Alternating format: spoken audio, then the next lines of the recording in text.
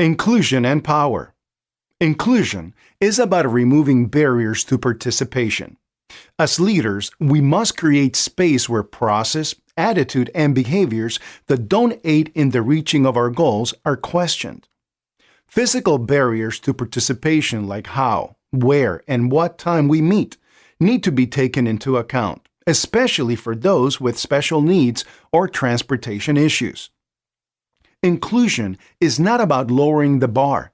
It is about asking the purpose of the bar and augmenting that bar if it in fact helps us reach our predetermined outcome. Power is the ability to do work or get things done. What privileges and power do you have? Power comes into play at the workplace. The dynamic of an employee speaking to a supervisor is very different than a supervisor speaking to an employee. Likewise, an executive's tacit acceptance of bigoted remarks can create an atmosphere where bias thrives, just as one powerfully placed comment from that executive can curb everyday bigotry in significant ways. Who sets the tone at your office? And what leverage do you have with that person? If you lack leverage, who has it? And might that person be an ally? Have you ever thought about why organizations use the typical interviewing process? If interviewing is a skill, could someone develop the skill of interviewing and not be good at the job?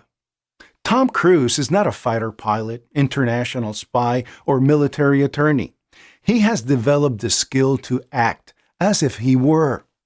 This is just one example of why it is important to know why we do what we do so we don't miss the opportunities to include voices, ideas, or ways of being that could make our organization more effective. Inclusion and power are really about participation. How do we create opportunities for people to engage in decision-making that impacts them? How and who do we include in ways that help you advance personal and organizational goals?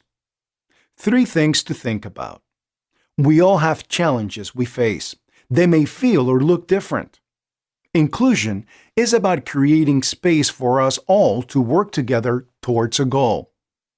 Inclusion is not about lowering the bar, but changing ineffective or unnecessary bars.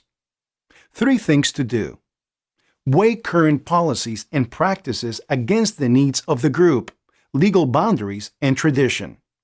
Be responsive to information that could help the group develop character and reach outcomes. Be flexible and responsive to the needs of the group in ways that will produce the desired outcomes and builds character. 6 steps to speaking up. Whatever situation you're in, remember these 6 steps to help you speak up against everyday bigotry. In any situation, however, assess your safety, both physical and emotional. There is a risk, and that must be acknowledged as you make your own choice to speak up. I will speak up when I hear or see bigotry. Question and identify bias when I see it. Be mindful of my own behaviors. Promote and appeal to higher principles.